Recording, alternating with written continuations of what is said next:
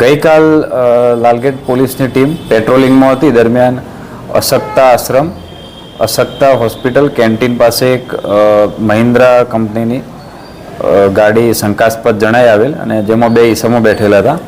આ બાબતે તપાસ કરતા ગાડીની અંદરથી બે ઈસમો મળી આવેલ, જેમના નામ છે મંસૂર સુલેમ મોહમ્મદ આરિફ અને અકરમ અલી અનવર અલી શેખ, રહે બંને હરિપુરા રામપુરા લાલગેટ.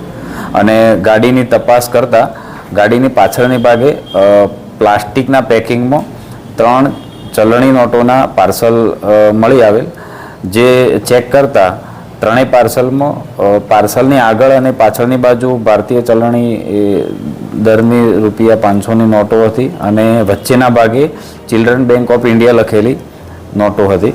આ બાબતે FSL અધિકારીને બોલાવી અને નોટોનું પ્રાથમિક પરીક્ષણ કરી અને FSL ગાંધીનગર મોકલી આપવા તજવીજ કરેલ છે.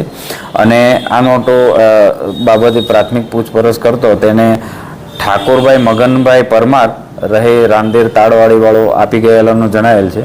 અને આ નોટો ખરેખર ડુપ્લિકેટ છે કેમ એ બાબતે FSLમાંથી અભિપ્રાય આવ્યાથી આગળની તપાસ થશે અને અત્યારે જાણવા જોગ નોંધી અને આગળની પૂછપરછ કરી તપાસ ચાલુ છે. નહીં, અત્યારે પ્રાથમિક તપાસમાં કોઈ આવી વિગત બહાર આવેલ નથી.